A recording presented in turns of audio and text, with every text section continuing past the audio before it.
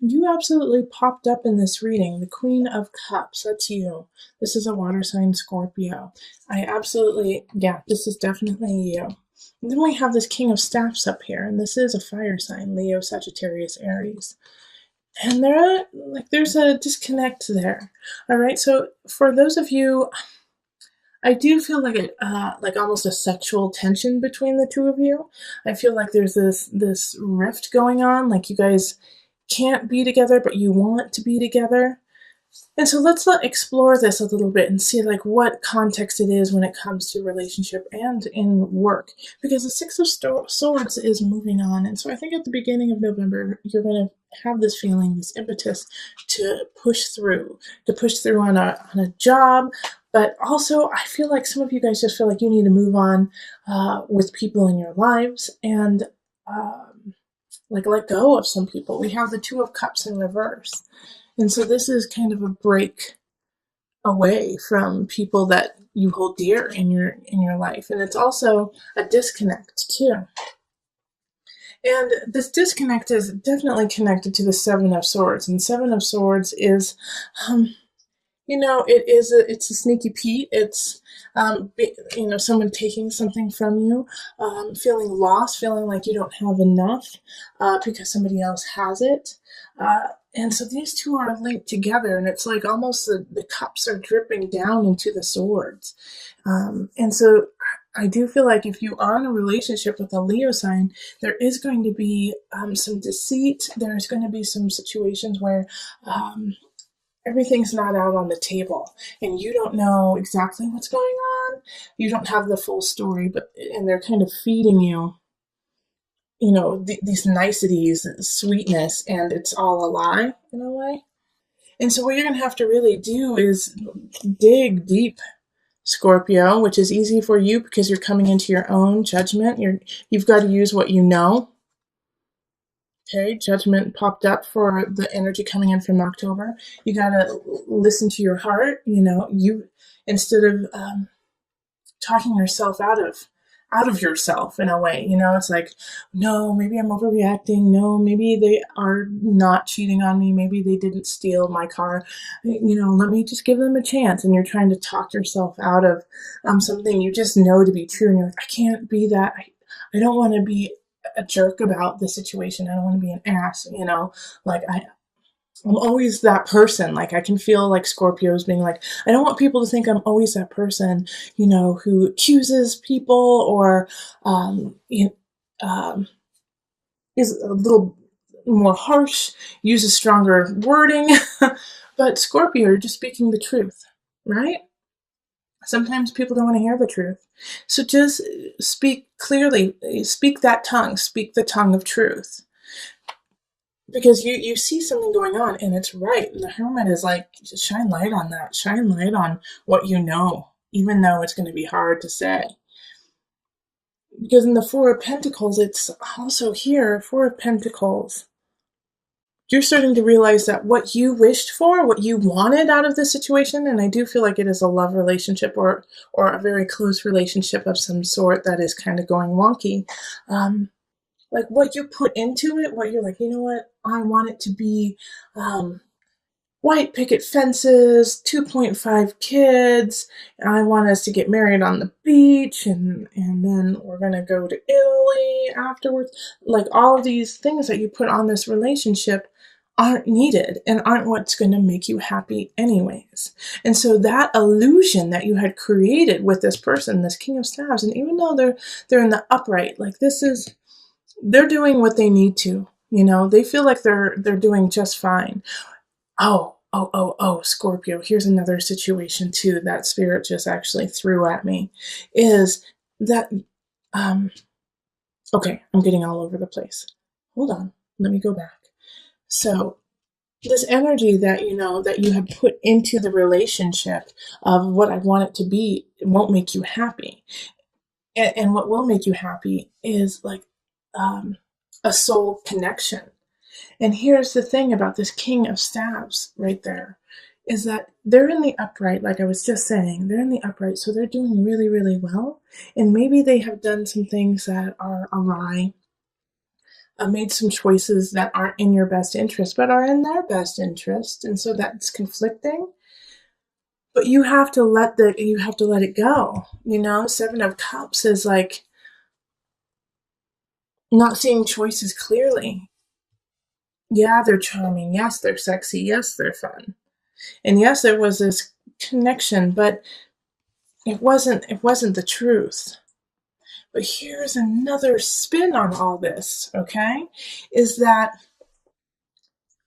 there is this amazing soul connection between the two of you, and that you are meant to be together, Two of Cups. However, something is blocking you two. All right, because with the Six of Staves, not Seven of Wands, but the Six of Swords, the two sixes here, that energy, six is the energy of growth, learning, protection. It's often nostalgia, looking to the past so that you can move forward. With these two energies, it's like they're almost conflicting for you guys. Like you have an idea, a foundation, and he or she has a foundation, and they're not the same. And so it's like you guys have to step differently to meet each other. You know what I mean? Like you guys have two different paths, but to step on the same path, it's different levels. Like one of you guys may need to give up where you live, while the other person may need to give up the idea of marriage. That you guys will get married, but you will be together forever. It's like, oh, I'm sorry. I know that I probably sound very confusing to you right now, but there's just like so many different situations going through my head for you that like there's like this block that is definitely there that is not your fault. And so that's a possibility too, is that there's just this third party in a way, even though we didn't get, the Three of Swords, but we did get the Seven of Swords. We have like this other party who's trying to split you guys up. And, you can apply this to work too, really, but this is so relationship. This is so romantic, so about the heart. Okay, yeah, but and then we have these two fours here, and that's hard work, achievement, stability, and they're in the reverse, which is really interesting there too, because it's like all the work that you've put into it isn't helping you out because it's just not the right situation. There we go. That's what it is. Okay, so I'm going to pull on the angel cards, Scorpio. Sorry for the interesting helter-skelter reading. Hopefully you gain something from it. It didn't mean to turn into like a love reading, but it definitely was that.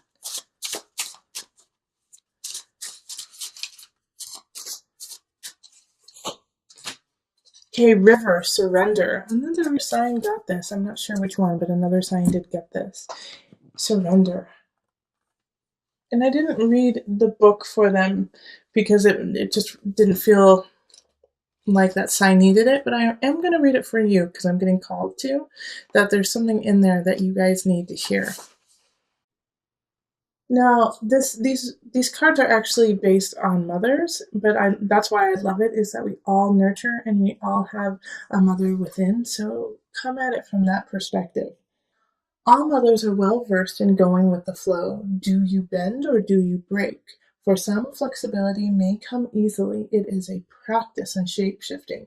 For others, it can feel like a relentless assault on one's sense of self. If you have chosen River, take stock of your relationship to the laws of surrender. River symbolizes the journey of life, from her birth as a mountain stream until she merges once again with the ocean. River sings a timeless story of movement and change. All right, so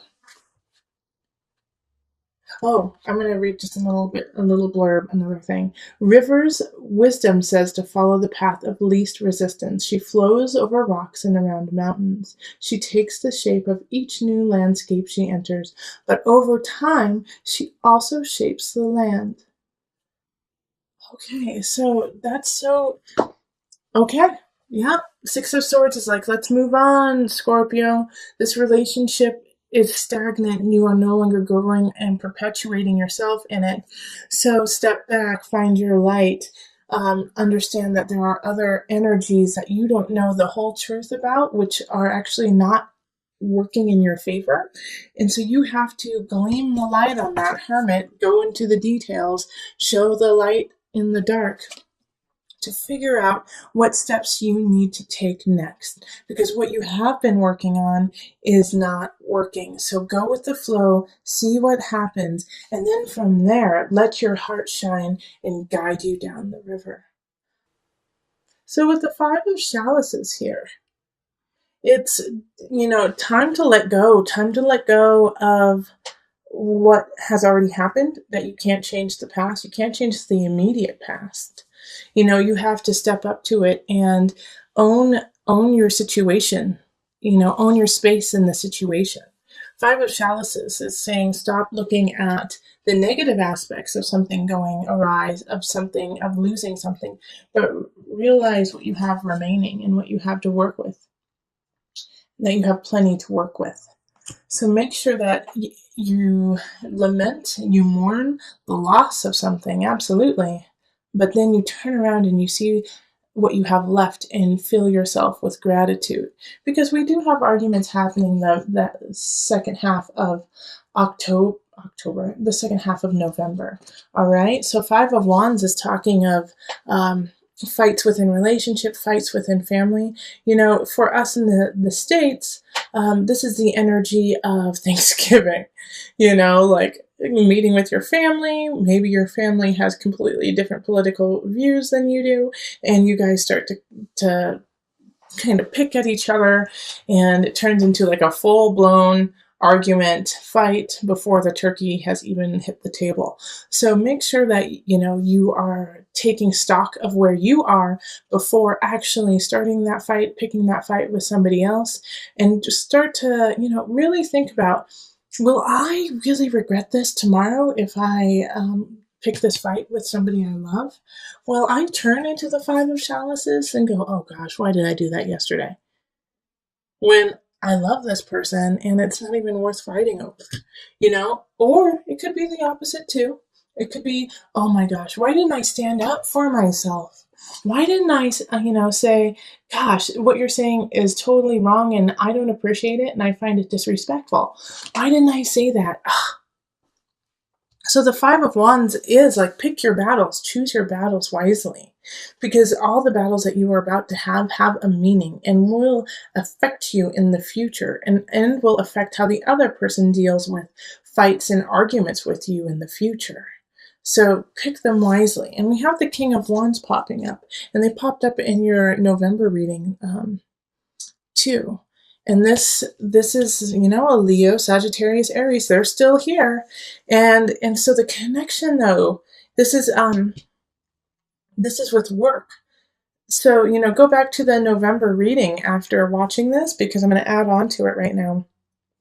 The King of Wands energy, like I was saying in the November reading, often has that feeling of relationship for you, has a feeling of love with you. And I think it has to do, it's somebody from work, now that it's coming up in, career work area, that this is somebody that you meet through work, or somebody that you are going to grow your work with. All right. So this is a very important person in your life, especially since they popped up twice now. Okay. So in the November reading and then again now. So this fire sign has a lot of potential to, create a future with you. And the reason why I say that is the Nine of Chalices right next to it.